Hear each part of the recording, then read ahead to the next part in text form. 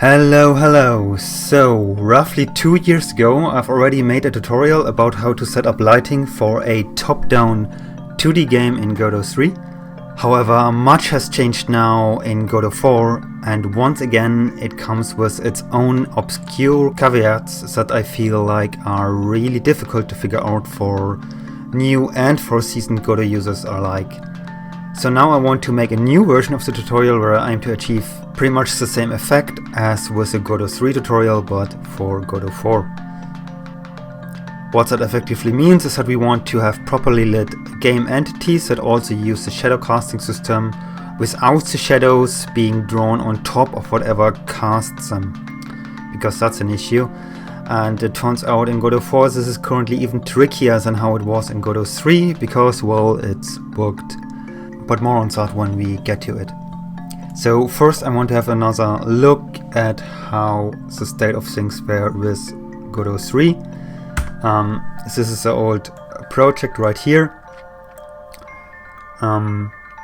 We have our 4 orange cubes on top of really disgusting grass kind of texture. I don't remember if I did that one, but we're not going to use this one. But yeah, everything works.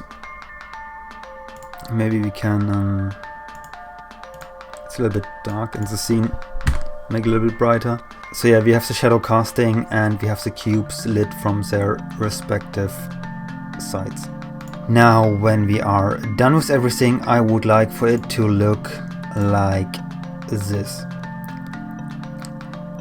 So that's pretty much the same scene, except with everything's done for Godot 4 and just some fancy additional effects as a little bonus. So let's begin, of course, by creating a new project.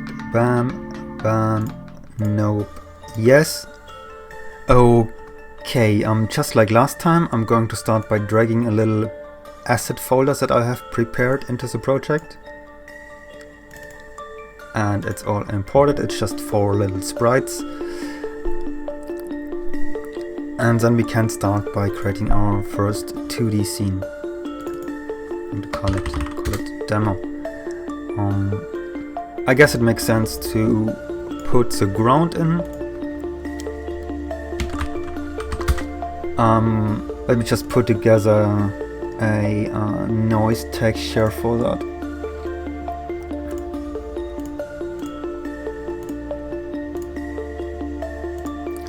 Something like this, some blue colors.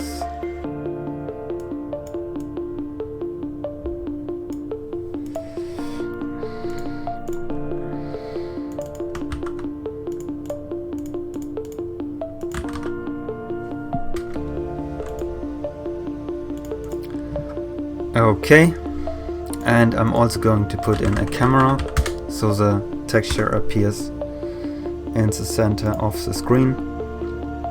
Looks good, but it's a little bit too small. And actually I think I want to have everything appear bigger, so I'm going to zoom in with the camera. Great, that's our fancy ground. Now I'm going to add a generic node 2D as a container for all the entities. So I'm going to call that node entities. And let's just start with our first cube. Yeah, let's use the sprite 2D node as a root for that one. Let's call it cube, and that one gets a light occluder node as a child as well. Then I'm going to drag our cube texture into that field here and begin by drawing. Oh, another thing, you notice this looks really blurry.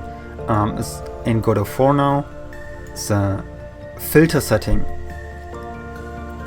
for textures is no longer an import thing, but something you can set either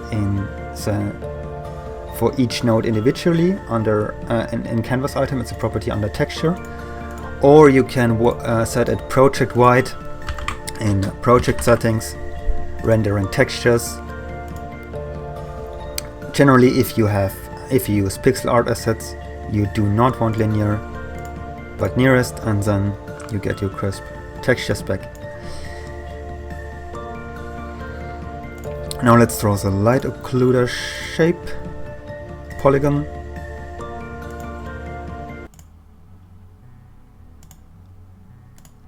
Great.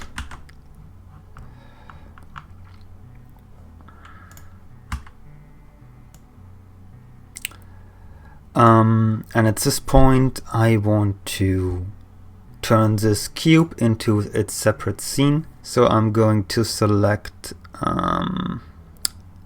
Save Branch as Scene, Cube Scene.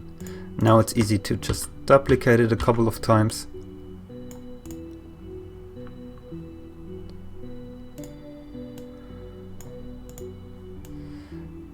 And just like this last time, I want 2 of the cubes to be smaller.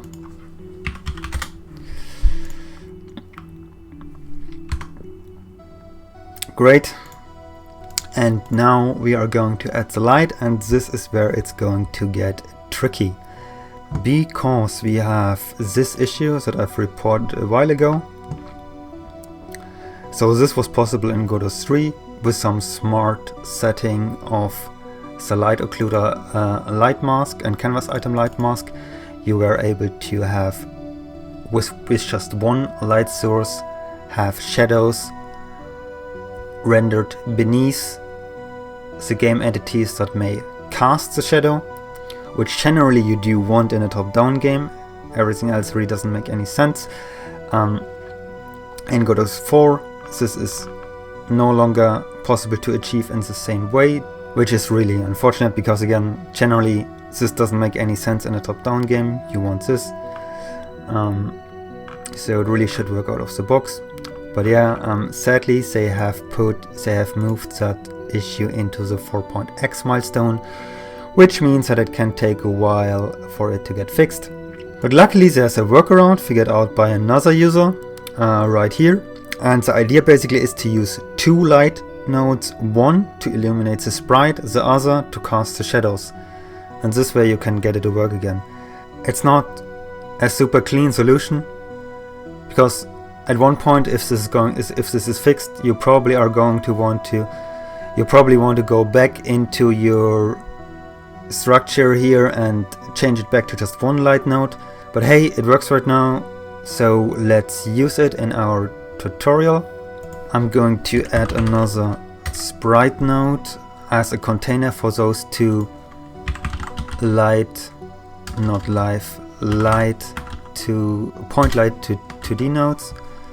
I'm going to call that sprite lamp. This is going to get the light orb texture. That's just to indicate the current position of our light source.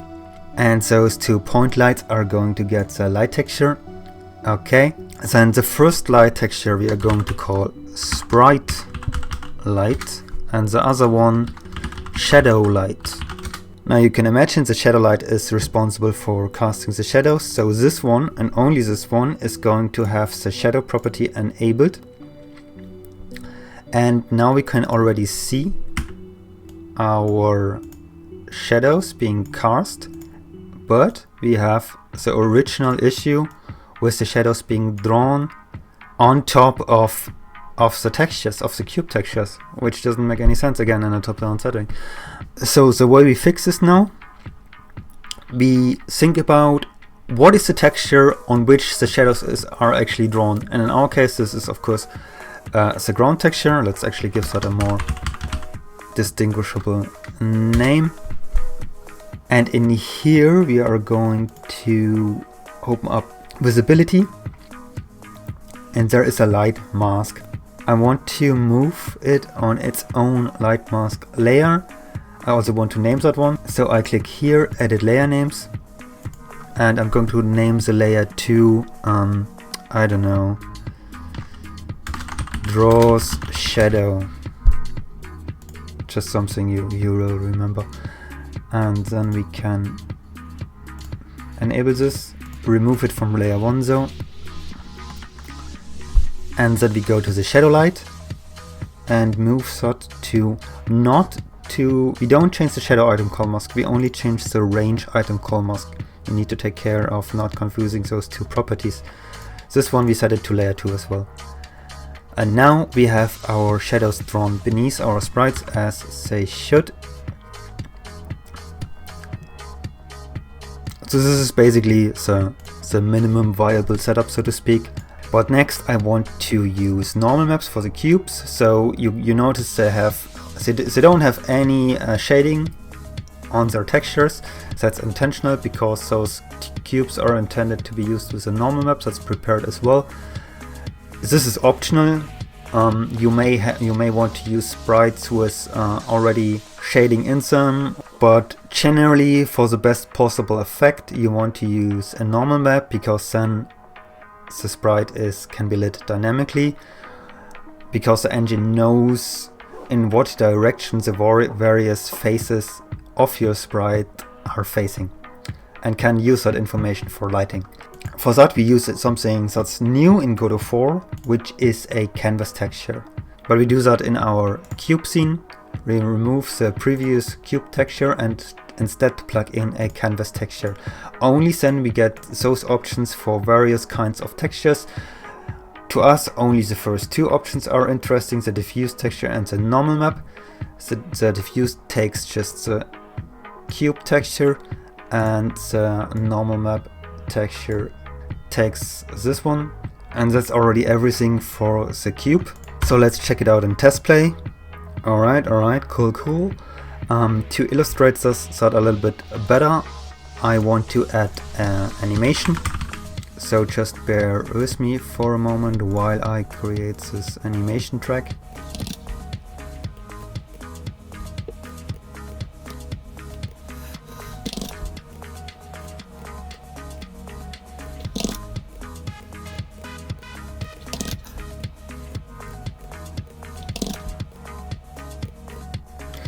Okay, and I wanted to autoplay, I wanted to loop, and I wanted to use cubic interpolation. Cool, that's a little bit too fast, so I'm going to change the timescale on the animation player to 0.5. Nice.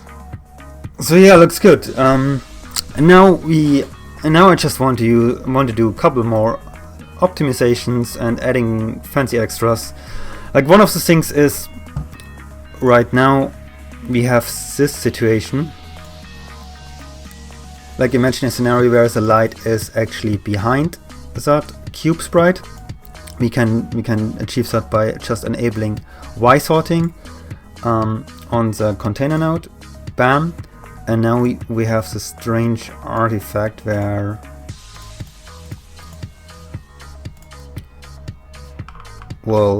this thing appears. We improve this a little bit by changing the, in this case it would be the sprite light. We are increasing the height property. That's better. Another thing I want to do is to add a canvas modulate node to simulate a day and night cycle. So I'm going to attach a script here.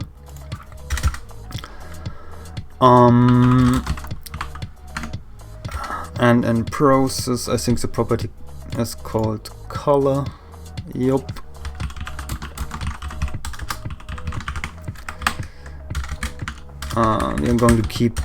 We are going to keep track of the time that has passed. And then we are going to pull that through an absolute of a sine wave.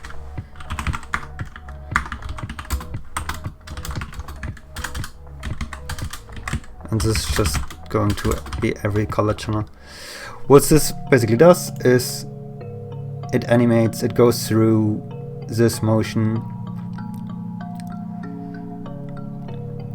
on the canvas modulate color property, which kinda simulates a day and night cycle. At least it should. Yup, it does. And now you can also see how it looks in the dark. A little bit different time scale. Next I want some post-processing effects. We do that by adding a world environment node. For any 2D game we change the mode to canvas. I do love my little boost in contrast and saturation. Enable glow. We want intensity, always want intensity. Blend mode, let's try screen. And we can also set a fancier tone map mode. Okay, that already looks much different. Whether that looks better or worse is in the eye of the beholder. But I personally do like it. We can also give a color to the light, so it's not just a white light. I'm going to pick this blue color. You want to set that for both the sprite and the shadow light. And I'm going to increase the energy on the sprite light. Maybe that's a little bit too crazy. Yeah, okay. Alright. So yeah, that's pretty much the result I was going for. Doesn't that look fancy? As always, I've linked a Git repository with all of those files. I've also linked that bug report I did on the light masking. So if you want to be updated on any changes there, you can subscribe to it. And lastly, I'm probably going to link the project I am currently working on, which is also a 2D top-down game that deploys the very techniques shown in this tutorial. And with that, I wish you all the best for your project and a nice day.